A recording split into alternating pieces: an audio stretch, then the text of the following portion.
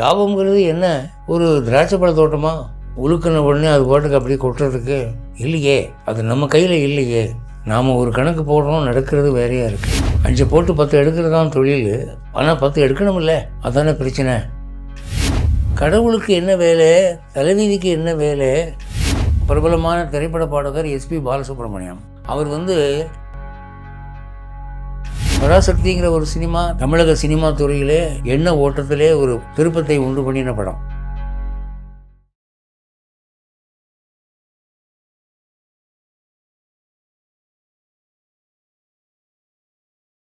சீரராஜ் செல்வம் போல் சேர்க்கவே என் ஆசான் வீரராகவிற்கு புகழ்.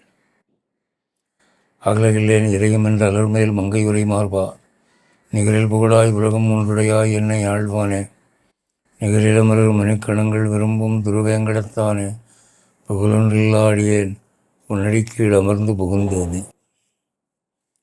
இன்றைய உபயதாரருக்கு நன்றி கூறி, தொழிலில் லாபம் கொட்ட என்கிற தலைப்பிலே சில கருத்துக்களை முன்வைக்க இருக்கிறேன். தொழிலில் லாபம் நிறைய வரணுங்கிறது பொருள் புரியுது. ஆனால் பொருள் புரிஞ்சால் கூடவே ஒரு ஆபத்து. அது என்னென்னா, மனசில் ஒரு பயம் கவ்வுது. எவ்வளவு தொழில் செய்கிற முதலாளிகள் இருக்கிறார்கள். இண்டஸ்ட்ரீஸ் எத்தனை, ஷாப்ஸ் எத்தனை, ஃபிலிம் கம்பெனிஸ் எத்தனை. சுய தொழில்னு பார்த்திங்கன்னா, இந்த நாட்டில் வருமானம் பண்ணுகிற மக்களில் 90% மேல் சுய தொழிலில் தான் பண்ணுறாங்க. இந்த கவர்மெண்ட் ஜாபுங்கிறது ரொம்ப கம்மி. அடுத்து இண்டஸ்ட்ரீஸில் ஒர்க் பண்ணுறவங்களும் அடுத்தபடியாக வர்றாங்க. ஆனால் ஒரு சின்ன மளிகை கடை வச்சு ஒருத்தன் அன்னாடம் ஒரு 500 சம்பாதிச்சா கூட அது தொழில் தான். அப்படி பார்த்திங்கன்னா, கடை வீதிகளில் போய் பாருங்கள், எவ்வளவு கடைகள், எவ்வளவு ஹோட்டல்கள், எத்தனை கம்பெனிகள், எவ்வளவு இண்டஸ்ட்ரீஸ். அப்போது லாபம் குறைவாக வந்தாலும் தற்சார்பு, என் தேவைகளுக்கு நான் என் கையைத்தான் எதிர்பார்ப்பேன் என்கிற மனப்பான்மை உள்ளவர்கள்தான் தொழிலில் ஈடுபடுகிறார்கள். அதில் லாபமே வரல, நஷ்டம்னு சொன்னால் உடனே தொழிலை மூடிடுறாங்க. ஸோ அவங்க பிரச்சனை வர்றதில்லை. குறைந்தபட்ச லாபம், அதிக லாபம், அதுதான் வேறுபாடு. இப்போ தொழிலில் அதிர்ஷ்டசாலி துரதிர்ஷ்டசாலி யாருன்னா, நிறைய லாபம் சம்பாதிக்கிறவன் அதிர்ஷ்டசாலி, குறைவாக லாபம் சம்பாதிக்கிறவன் துரதிர்ஷ்டசாலி. அப்போ நமக்கு லாபம் நிறைய கொட்டணும் அப்படின்னா நமக்கு ஒரு பயம் கவ்வுது. லாபங்கிறது என்ன? ஒரு திராட்சை பழ தோட்டமா? உழுக்கின உடனே அது பாட்டுக்கு அப்படியே கொட்டுறதுக்கு இல்லையே. அது நம்ம கையில் இல்லையே. நாம் ஒரு கணக்கு போடுறோம், நடக்கிறது வேறையாக இருக்குது. 5 போட்டு 10 எடுக்கிறது தான் தொழில். ஆனால் 10 எடுக்கணுமில்ல, அதானே பிரச்சனை. ஆகவே இது ஒரு பெரிய மர்மமாகவே இருக்கிறது. ஆனால் அது அவ்வளோ பெரிய மர்மம் இல்லை. தொழிலில் லாபம் சம்பாதிக்கிறது அதிகமாக அப்படிங்கிறது இறை அருள் மூலமாக மிக எளிதாக நடக்கக்கூடிய ஒரு காரியம். அது எப்படி? இறை அருள் என்பது என்ன? ரேஷன் கடையில் ரேஷன் கார்டு கொடுத்த உடனே கிடைக்குதா? அதுக்கு சாஸ்திரம் என்ன சொல்லுது? அது விஷயமாக நம்ம பார்க்கணும். ஜோதிட சாஸ்திரம் என்ன சொல்லுது? உலகில் பொருளாதார சாஸ்திரம் என்ன சொல்லுது? அர்த்த சாஸ்திரம். அது தவிர பாவ புண்ணியங்களை பற்றி சொல்லக்கூடிய தர்மசாஸ்திரம் என்ன சொல்லுது? இது எல்லாவற்றையும் கலந்து யோசிப்போம் என்றால், தொழிலில் லாபம் கொட்டுறதுங்கிறது அவ்வளவு ஒரு கஷ்டமான விஷயமா நமக்கு தெரியாது. ஆனால் அது கொஞ்சம் பொறுமையாக பார்க்கணும், நம்பிக்கையோடு பார்க்கணும். நாம் வாழ்க்கையில் நம்மில் அநேகர் ஒரு முக்கியமான தத்துவத்தை உணர்வதில்லை. என்ன அப்படின்னா, சில சினிமாக்களில் காட்டுவான், ஆகாயத்திலேருந்து வீடியோ எடுத்திருப்பான், டிராஃபிக்கை காட்டுவான். இப்படி ஒரு ஃப்ளைஓவர் போகும், அப்படி ஒரு ஃப்ளைஓவர் போகும், இந்த பக்கம் 4 சாலை, அந்த பக்கம் 4 சாலை. பார்த்தீங்கன்னா ஆயிரக்கணக்கான காரு, லாரி, பஸ்ஸு போகும், பாதசாரிகள், ஒரே டிராஃபிக்கு, தேனி கூட்டம் மாதிரி. ஒன்றும் இல்லை, பம்பாய் மாதிரி ஊரில் ஒரு எலக்ட்ரிக் ட்ரெயின் ஒரு ஸ்டேஷனில் நிற்குதுன்னா திமுன்னு ஒரு 1000 பேர் இறங்குறான். அதில் ஒரு ஆள் நீங்கள் மிஸ் பண்ணிட்டீங்கன்னா மறுபடியும் கண்டுபிடிக்கிறது கஷ்டம், அவ்வளோ கூட்டம். அதுவும் பீக் ஹவர்ஸில் சொல்ல முடியாது. அதெல்லாம் பார்க்குற போது நமக்கு என்ன தோணுதுன்னா, இவ்வளவு சந்தடி, இவ்வளவு நெரிசலில் கடவுளுக்கு என்ன வேலை, தலைவிதிக்கு என்ன வேலை? இது ஒரு நெரிசலான வாழ்க்கை, இதில் எதையும் நாம் கணக்கு போட்டு சொல்ல முடியாது அப்படின்னு நம்ம நினைக்கிறோம். ஆனால் சாஸ்திரம் என்ன சொல்லுது, அங்கே தான் நீங்கள் தப்பு பண்ணுறீங்க. கூட்டம், நெரிசல், சந்தடி, நெருக்கடி என்பது நமக்குத்தான். கடவுளுக்கோ, நவகிரகங்களுக்கோ, தேவர்களுக்கோ, தலைவிதிக்கோ அது ஒன்றுமே இல்லை. ஒரு 1000 பேர் திமுதும் ரயில்வே ஸ்டேஷனை விட்டு வர்றான், ஒருத்தன் இடிச்சுக்கிட்டு வர்றான்.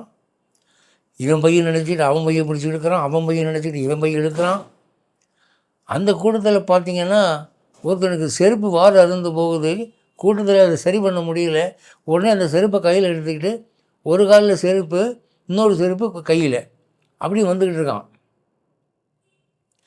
இதை பார்த்தா நம்ம என்ன நினைக்கிறோம்? தற்செயல், நெரிசலில் ஏற்பட்ட ஒரு தற்செயலான விபத்து அப்படின்னு நினைக்கிறோம். ஆனால் சாஸ்திரம் என்ன சொல்லுது, அத்தனை பேர் வர்றாங்களே, அவன் ஒருத்தன் மட்டும் கையில் செருப்பை பிடிச்சிருக்கான், ஏன்? அது ஒரு கணக்கு படி நடக்குது. ஒருத்தனுக்கு செருப்பு வால் அருந்து போகுது, அதை அவன் கையில் எடுத்துகிட்டு வர்றான். 1000 பேரில் இவன் ஒருத்தன் தான் அப்படி வர்றான். மீதி 999 பேர் செருப்பை காலில் தான் போட்டிருக்காங்க. அப்படின்னா அதில் ஒரு ரெகுலாரிட்டி இருக்கிறத நீங்கள் கவனிக்கணும். அது தற்செயலாக நடக்கலை, ஒரு விதிப்படி நடக்குது, ஒரு கணக்குப்படி நடக்குது. அவனுக்கு அது அப்போ நடக்கணும்னு ஒரு விதி. அது தேவர்களுக்கு, நவகிரகங்களுக்கு ஒரு விளையாட்டாக தெரியும். அப்போ சாஸ்திரம் என்ன சொல்லுதுன்னா, நிகழ்வுகள் எதுவுமே தற்செயலாக நிகழ்வதில்லை. Incidents do not happen by themselves. No incident is accidental. எதுவும் தற்செயலாக நடப்பதில்லை. எறும்புகள் கூட்டமாக போய்கிட்டு இருக்கோம், ஒரு எறும்பு பாதை மாறிடும், வேறு பக்கமாக போய்கிட்டு இருக்கோம். அதை எறும்பை தின்னக்கூடிய ஒரு பிராணி வந்து தின்னிடும். அதில் ஒரு கணக்கு இருக்குது.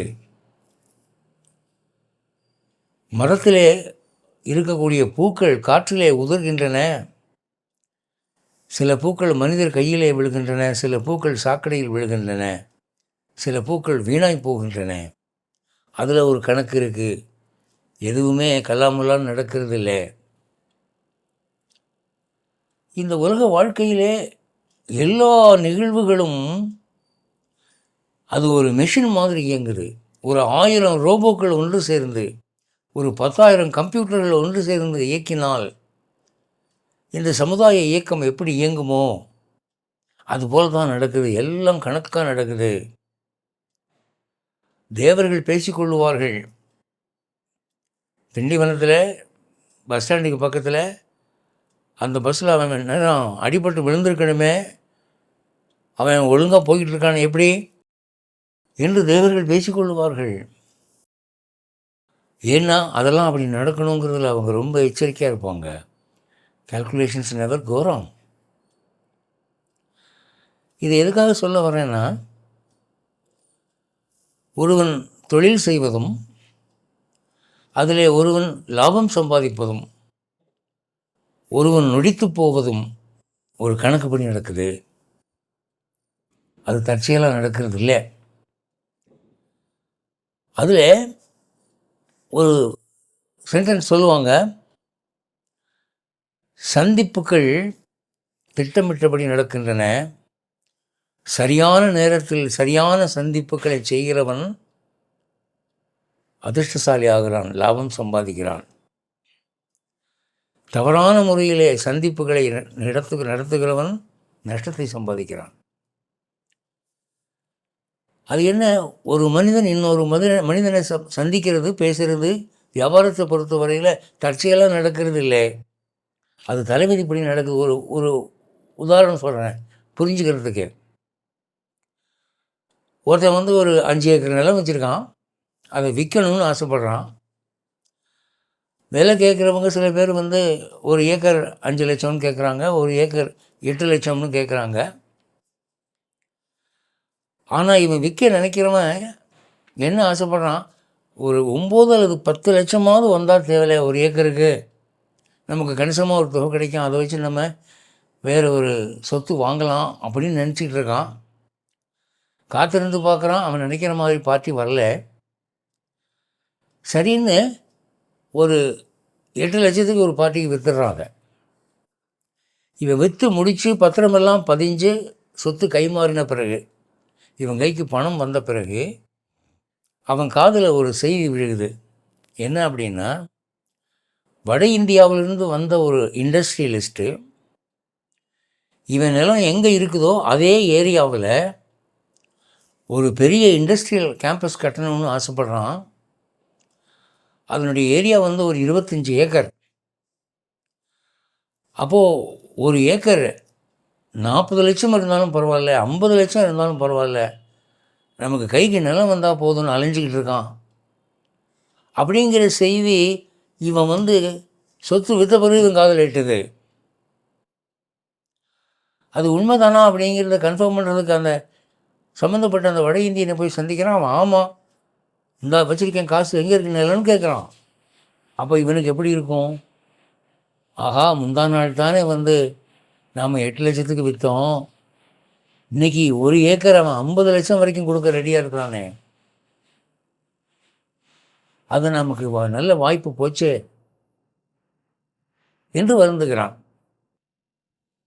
இந்த சந்திப்பும் சந்திக்க முடியாமல் போனதும் தற்செயல் அல்ல. இவனுக்கு அவ்வளவு பணம் வரணுங்கிற அமைப்பு இல்லை, ஏமாந்துட்டான். ஆனால் இவங்கிட்ட 8 லட்சம் கொடுத்து வாங்கினவன் அதே வட இந்தியனை அடுத்த வாரம் சந்தித்து அந்த செய்தி கேள்விப்பட்டு 1 ஏக்கர் 50 லட்சத்துக்கு விற்றுட்டான். அவன் அதிர்ஷ்டசாலி. அங்கே தான் கிரகங்கள் வேலை செய்யுது, அங்கே தான் அதிர்ஷ்டமும் துரதிர்ஷ்டமும் வேலை செய்யுது. அப்போ சாஸ்திரம் என்ன சொல்லுது, சரியான நேரத்தில் சரியான சந்திப்புகளை செய்கிறவன் வெற்றி பெறுகிறான். அதுக்கு நான் என்ன செய்கிறது அப்படின்னா, அது உன் கையில் இல்லை, அது உன் கையில் இல்லை, அது இறைவன் கையில் இருக்குது. அதுக்கு தான் அவனுடைய கருணையை நாம் கேட்குறோம், சதா தெய்வ சிந்தையாக இருக்கிறோம். அப்போது இப்படி நினச்சி வயிறறியாதபடி சரியான ஒரு சந்திப்புகளை அவன் கூட்டி வைக்கிறான். அப்போ தொழிலில் லாபம் கொட்ட வேணுமானால் முதல்ல சரியான சந்திப்புகள் நிகழ வேண்டும், அதற்கு இறைவனுடைய கருணை வேண்டும். அதை நீங்கள் புரிஞ்சுக்கணும். அடுத்தாப்புல இந்த தொழிலில் என்ன தொழில் செய்தால் நமக்கு லாபம் வரும், என்ன கமோடிட்டி, என்ன ப்ராடக்டை நம்ம விற்பனைக்கு எடுத்துக்கிட்டால் நமக்கு நல்லது அப்படிங்கிறத டிசைட் பண்ணுறதுக்கு நமக்கு இறைவன் ஒரு இன்ட்யூஷனை கொடுக்குறான். அது இறைவன் கருணை உள்ளவனுக்கு சரியாக தோணும், இல்லாதவனுக்கு தப்பாக தோணும். ஒரு சொற்பொழிவுக்காக நான் பாம்பேயில் போய் மாட்டுங்காவில் தங்கியிருந்தேன். அப்போது சாப்பாடு நானே ஒரு நல்ல ஹோட்டலாக பார்த்து சாப்பிடணுங்கிற மாதிரி ஒரு ஏற்பாடு. அப்போ விசாரித்தேன், தென்னிந்திய உணவு எங்கே கிடைக்கும், தென்னிந்திய ஹோட்டல்ஸ் நிறைய இருக்குதே அப்படின்னாங்க. எங்கே இட்லி தோசையெல்லாம் நல்லா இருக்கும் குவாலிட்டி அப்படின்னா ஒரு குறிப்பிட்ட கடையை சொன்னார்கள். அங்கே போனால் நிறைய கூட்டம் இருக்குது, நம்ம தமிழ்நாடுகள் நிறைய பேர் சாப்பிட்டுருக்காங்க. உள்ளே போய் பார்த்தா அதை நடத்துகிறது ஒரு வட இந்திய சேட்டு. அவருக்கு தமிழே சரியாக தெரியல. பணியாளர்கள் கூட வடக்கத்திக்காரங்க தான். ஆனால் அங்கே விற்பனையாகும் பொருள் என்ன தெரியுமா, இட்லி, தோசை, வடை, பொங்கல், உப்புமா, இப்படி ஐட்டம்ஸ் தான். அங்கே பூரி சப்பாத்தி கிடைக்கவில்லை. கூட்டம் பார்த்தீங்கன்னா, ஒரு டேபிளில் 5 பேர் உட்காந்துருக்காங்கன்னா எவனாவது எந்திரிக்க மாட்டானான்னு 2 பேர் பின்னால் வெயிட்டிங்கில் இருக்கிறான். எல்லோரும் சவுத் இந்தியன்ஸ் தான்.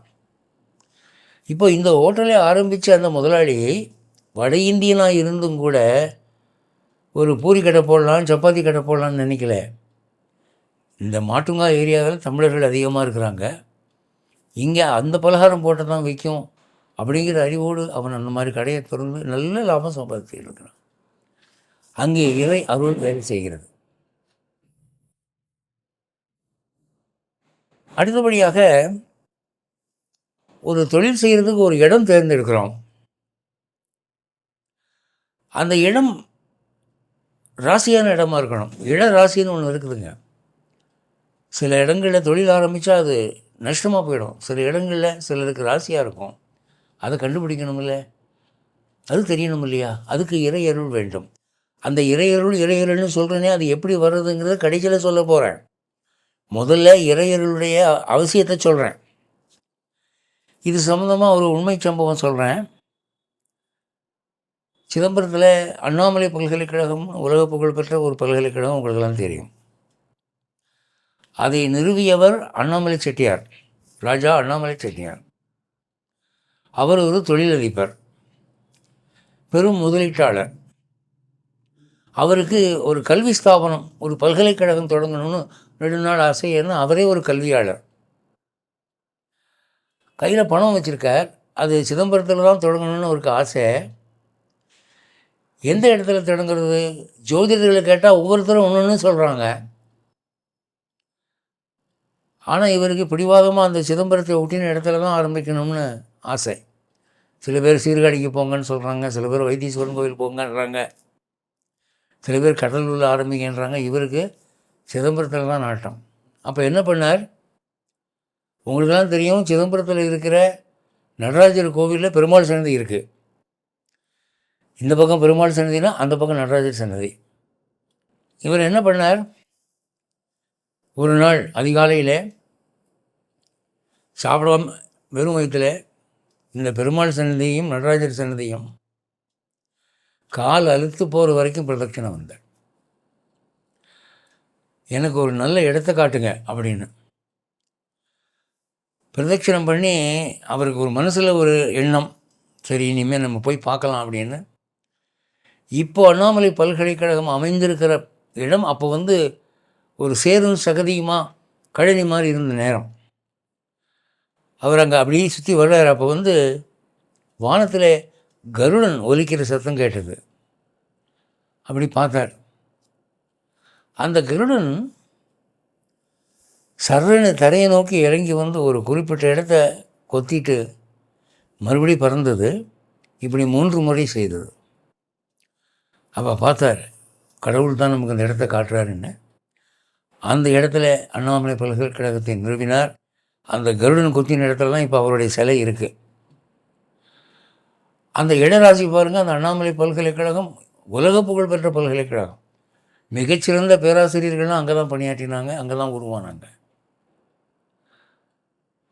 அப்போது அது தெய்வ அருளாலே நமக்கு நடக்குது. வடமொழியிலே சம்பவ சித்தி அப்படின்னு ஒரு சொல்லுவாங்க. சம்பவ சித்தினா நிகழ்வுகள் நமக்கு சாதகமாக நடத்தல். இந்த மாதிரி நடந்தால் நமக்கு பிஸ்னஸ் நல்லாயிருக்கும் அப்படின்னு சொன்னால் அந்த மாதிரி நடக்கணும் இல்லை. நடக்காமல் வேறு மாதிரி நடந்துச்சுன்னா அது சம்பவ சித்தி இல்லை. சம்பவங்கள் நமக்கு சாதகமாக நிகழ்வது சம்பவ சித்தி. அது நமக்கு ஒரு நேரம் நல்லா இருக்கிற போது அது நடக்கும், அல்லது இறையருள் இருந்தால் நடக்கும். உங்களுக்கெல்லாம் தெரிஞ்ச ஒரு உண்மை சம்பவம். பிரபலமான திரைப்பட பாடகர் எஸ்பி பாலசுப்ரமணியம். அவர் பொறியியல் மாணவராக இன்ஜினியரிங் காலேஜில் படிச்சுக்கிட்டு இருக்கார். ஏறக்குறைய படிப்பு முடிக்க வேண்டிய நேரம். அப்போது கல்லூரி ஆண்டு விழாவில் இறைவணக்க பாடலை இவர் பாடும்படி கேட்டுக்கொண்டார்கள். இந்த பையனுக்கு குரல் நல்லா இருக்குன்னு அவர் பாடினார். அந்த பாட்டு ரொம்ப நல்லா இருந்தது. தகவல் எம்ஜிஆருக்கு போனது. அவர் அந்த பையன் என் படத்தில் பாடுவானா என்று தக்க ஆள்களை வச்சு மூவ் பண்ணார். இவரும் போனார். எஸ்பிபி பாடின முதல் பாட்டு எம்ஜிஆருக்கு தான் பாடினார். கிளிக் ஆகிடுச்சு. அதுக்கப்புறம் அவர் பொறியியல் கல்லூரியை மறந்தார்.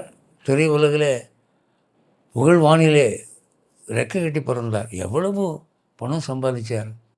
இது ஒரு சம்பவ சித்தி. அவருக்கு பாதை இப்படி ஆண்டவன் போட்டான் அப்படின்னா அந்த நிகழ்வுகள் எப்படி நடக்குது பாருங்கள்.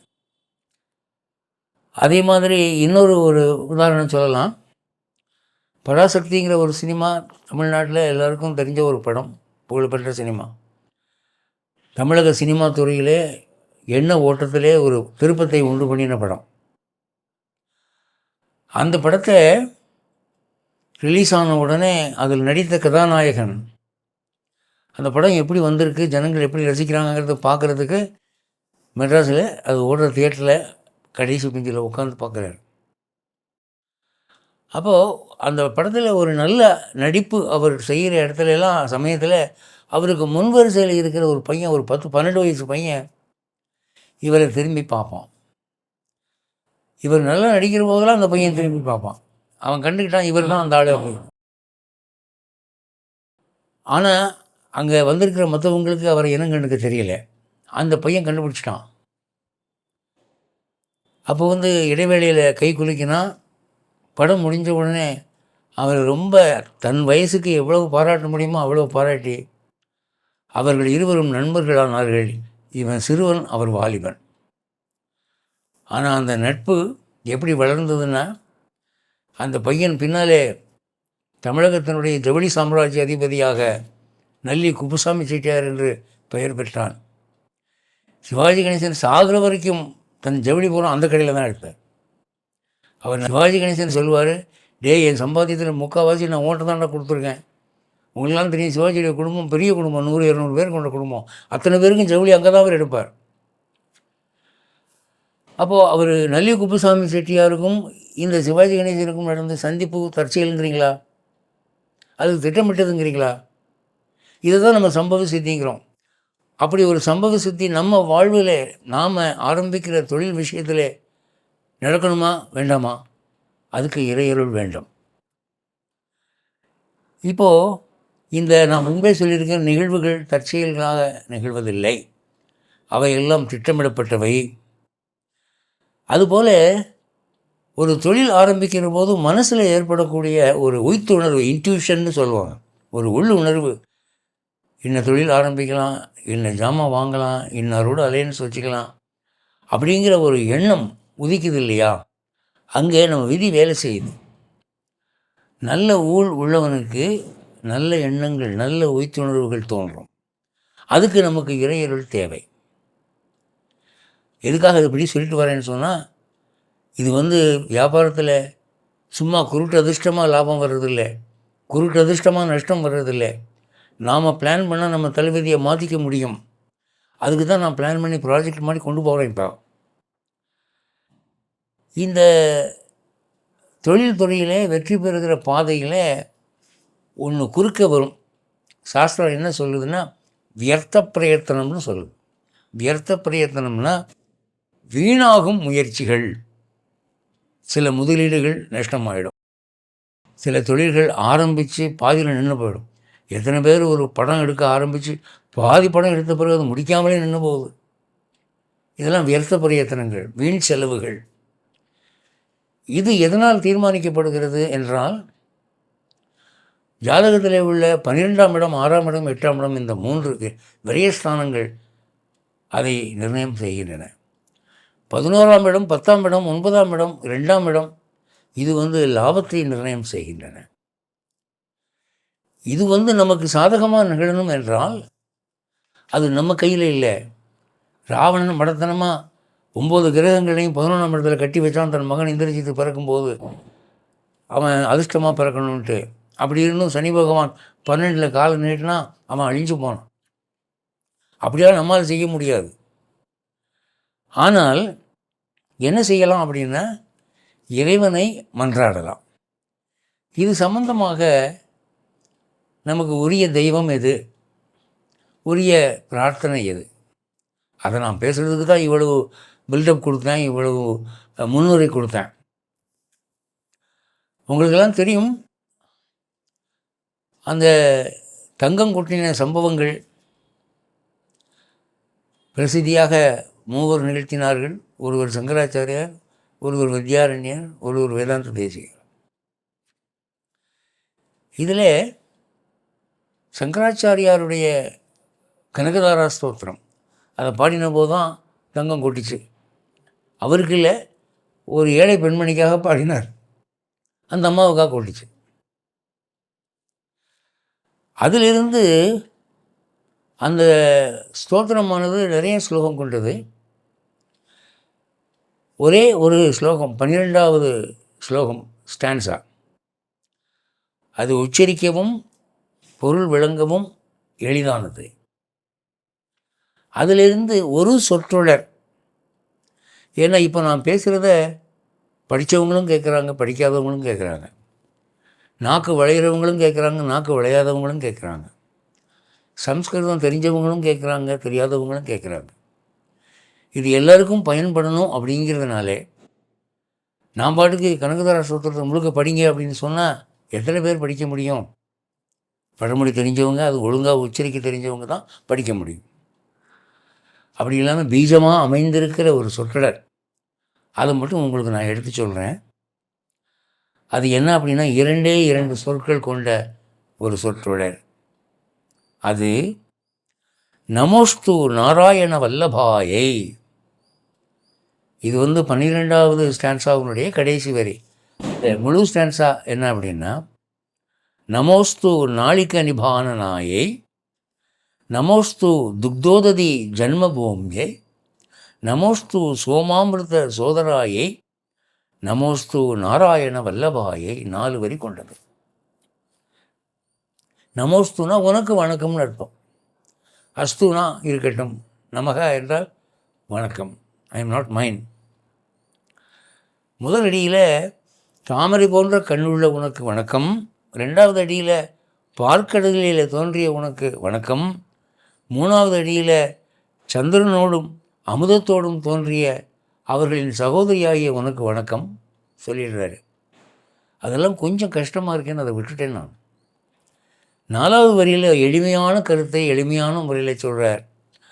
நமோஸ்து நாராயண வல்லபாயே. நாராயணன்னா தெரியும், பெருமாள். வல்லபான அன்புடைய, அதாவது டியர், மிக பிரியமானன்னு அர்த்தம். அது நாராயணனுக்கு மகாலட்சுமி பிரியமானவள்னு வச்சுக்கலாம், மகாலட்சுமிக்கு நாராயணன் பிரியமானவன்னு வச்சுக்கலாம். அப்போ நாராயண வல்லபாயே என்றால் நாராயணனுடைய மனைவி, அதை தான் அப்படி சொல்கிறாங்க. மனைவியாகிய உனக்கு நமோஸ்து. இந்த சொற்றொடரை மட்டும் நீங்கள் டெய்லி ஒரு 1/4 மணி நேரம் 1/2 மணி நேரம் காலையில் சாயந்தரம் குளிச்சுட்டு வீட்டில் ஒரு மகாலட்சுமி படம், முடிஞ்சால் திருப்பதி மகாலட்சுமி படமே வச்சுக்கலாம். அந்த படத்துக்கு டெய்லி எண்ணெய் விளக்கு ஏற்றணும். சில பேர் இந்த பேட்ரி பல்பு, எலக்ட்ரிக் பல்பை போட்டு அது 24 ஹவர்ஸும் எரியும், அதில் கரண்ட்டு இன்னும் அதிகம் ஏறாது, அது நோ வால்ட் பல்பு. அதை போடுங்க, போட்டால் சதா வெளிச்சம் இருக்கும், சந்தோஷம் இல்லைங்களே. அதை விட நெய்யோ நல்லெண்ணெயோ ஊற்றி விளக்கு ஏற்றினால் அதுக்கு பவர் ஜாஸ்தி, டெய்லி செய்யணும். அடுத்தாப்புல சில பேர் பிளாஸ்டிக் பூவை வாங்கி போட்டுடுறாங்க, அது வாடவே வாடாது. ஒரு தடவை வாங்கி போட்டால் அப்புறம் செலவு இல்லை, பூ செலவே கிடையாது.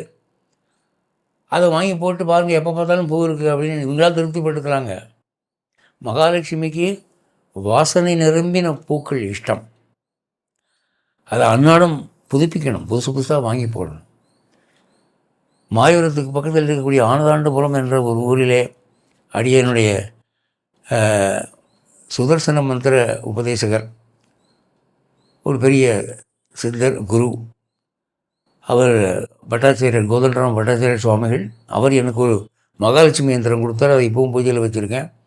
அவர் சொன்னது நான் எல்லாருக்கும் சொல்கிறதில்ல, உங்களுக்கு சொல்கிறேன். தினம் வாசனையான பூக்களாக போடுங்க, வாடின பூவை உடனே எடுத்துருங்க அப்படின்னு சொன்னார். அது இந்திய பூக்களாக இருந்தால் நல்லது. இந்த ரோஜாவெல்லாம் பாரசீகம், குண்டு மல்லிகை, அந்த மாதிரி வாசனையான பூக்கள் டெய்லி போடணும். அப்போது உங்களுக்கு அந்த மகாலட்சுமியுடைய சாநித்தியம் அதிகமாகுது. அதை போட்டு அந்த தொழில் நடக்கிற இடத்துல ஒட்டடை அடையாமல், ஒட்டி அடைவது ஒட்டடை. அது வந்து மூதேவி இலக்கணம். மூதேவி தேடி வரும். ஒற்றை இருக்கிற இடத்துல மூதேவி தேடி வரும். அதை இல்லாமல் சுத்தமாக பார்த்துக்குங்க. அடுத்து நீங்கள் என்ன தொழில் செய்தாலும் காந்தி சொல்வார், ஒரு வியாபார முதலாளி தொழில் செய்வது தன் திருப்திக்காக அல்ல, வாடிக்கையாளருடைய திருப்திக்காக. ஏன்னா அவங்க தான் உங்களை ஆதரிக்கிறாங்க, அவங்க தான் உங்களை வளர வைக்கிறாங்க. அப்போது நீங்கள் கொடுக்குற கமோடிட்டி, ஒரு ப்ராடக்ட்டு, அவங்க திருப்தியை மனசில் வச்சு தான் இருக்கணும். உங்களுக்கு லாபம் வர்ற திருப்தியை மனசில் வச்சு தான் இருக்கக்கூடாது. அப்போது உங்களுக்கு கஸ்டமர் சாட்டிஸ்ஃபேக்ஷன் முக்கியம். நீங்கள் என்ன தொழில் பண்ணாலும் சரி, வாடிக்கையாளர் ஒருத்தர் இருப்பார்ல. நீங்கள் பஸ்ஸு ஓட்டினாலும் சரி, ஆட்டோ ஓட்டினாலும் சரி, சினிமா எடுத்தாலும் சரி, செருப்பு கடை வச்சாலும் சரி, துணிக்கடை வச்சாலும் சரி, நகைக்கடை வச்சாலும் சரி, வாடிக்கையாளர்னு ஒரு கூட்டம் இருக்கும் இல்லையா? அவங்க திருப்தியை முக்கியமாக மனசில் வச்சுக்கணும். அப்போது வெற்றி பெற்ற வியாபார நிறுவனங்கள் எல்லாம் அந்த அடிப்படையில் தான் இயங்குகின்றன. அது மட்டும் இல்லை, அங்கே தொழிலில் என்ன செய்தால் அது மக்களுக்கு திருப்தியாக இருக்கும், அது மக்களை போய் அடையும் என்பதற்கு நல்ல யுக்திகளை கடைப்பிடிக்க வேண்டும். அதுக்கு தெய்வத்தை யாசிக்க வேண்டும். இப்போ நான் சொன்ன மாதிரி நமோஸ்து நாராயண வல்லபாயங்கிறத டெய்லி சொல்லி வந்தீங்கன்னா உங்களுக்கே தோணும், நல்ல இன்ட்யூஷன் தோணும், நல்ல இடம் அமையும், நல்ல பார்ட்னர் வந்து சேருவாங்க, முதலீடு வரும், வாடிக்கையாளர்கள் வருவாங்க.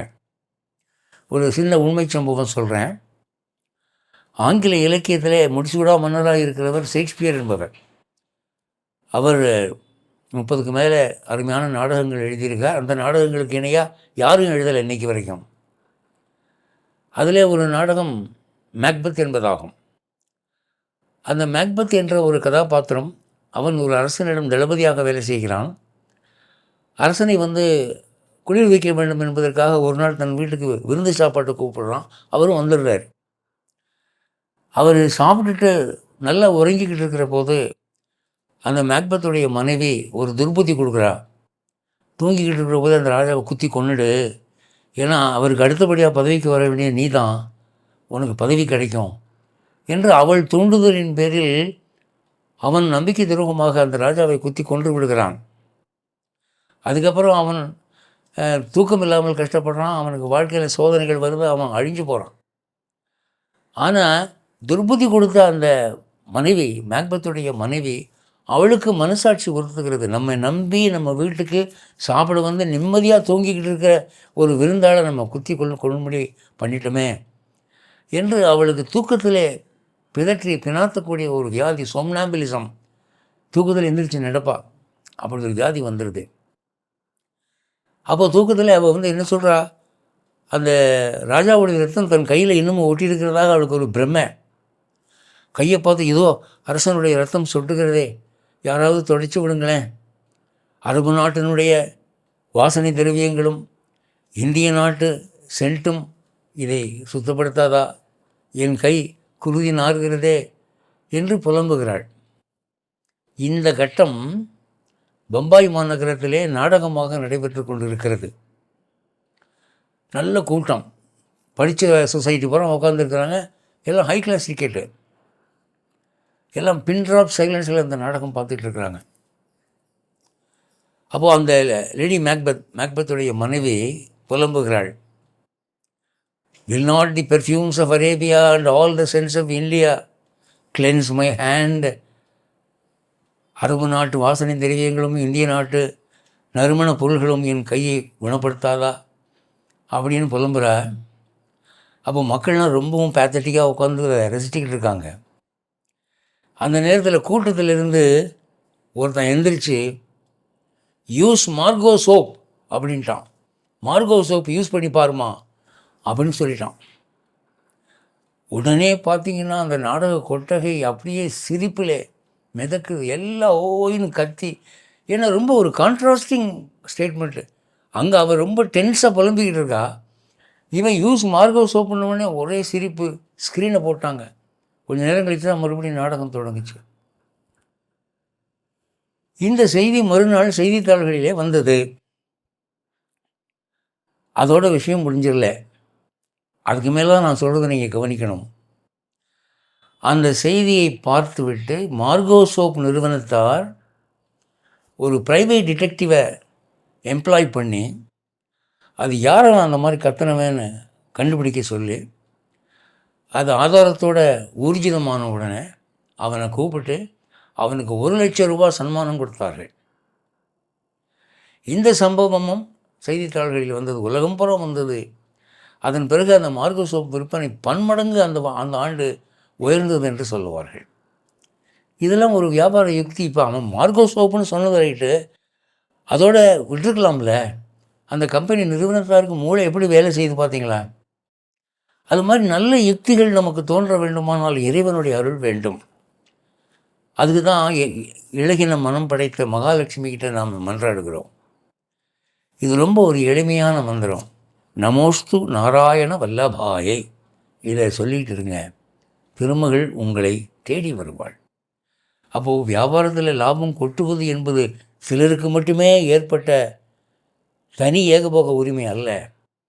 இந்த கதவுகள் அனைவருக்கும் திறக்கப்பட்டிருக்கின்றன. இந்த பாதையில் செல்கிறவர்களுக்கு பேரளவு இல்லாவிட்டாலும் ஓரளவாவது நன்மை நிச்சயம் என்று கூறி விடைபெறுகிறேன். ஜெய ஸ்ரீமன் நாராயண்.